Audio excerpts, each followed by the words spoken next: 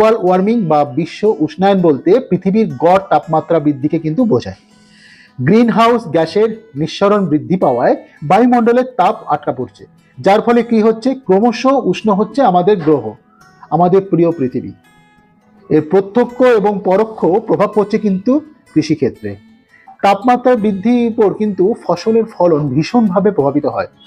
Global warming এর কারণে ভারতের বিভিন্ন অঞ্চলের তাপমাত্রা কিন্তু ক্রমশ বাড়ছে, আর এই তাপমাত্রা বৃদ্ধি অনেক ক্ষেত্রে কিন্তু ফসলের জন্য ভীষণভাবে ক্ষতিকারক।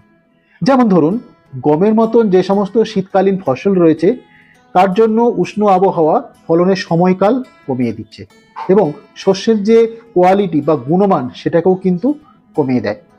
ধান, ভুট্টা এবং অন্যান্য যে সমস্ত গ্রীষ্মকালীন ফসলের ক্ষেত্রে অতিরিক্ত তাপমাত্রা গাছের বৃদ্ধি ব্যাহত করে এবং রোগ এবং অন্যান্য পোকার যে আক্রমণ সেটাকেও কিন্তু বাড়িয়ে তোলে। একটা গবেষণা দেখা গেছে যে প্রতি 1 ডিগ্রি সেলসিয়াস তাপমাত্রা যদি বৃদ্ধি হয় তাহলে গমের উৎপাদন প্রায় 4 থেকে 5 মিলিয়ন টন পর্যন্ত কম হতে পারে।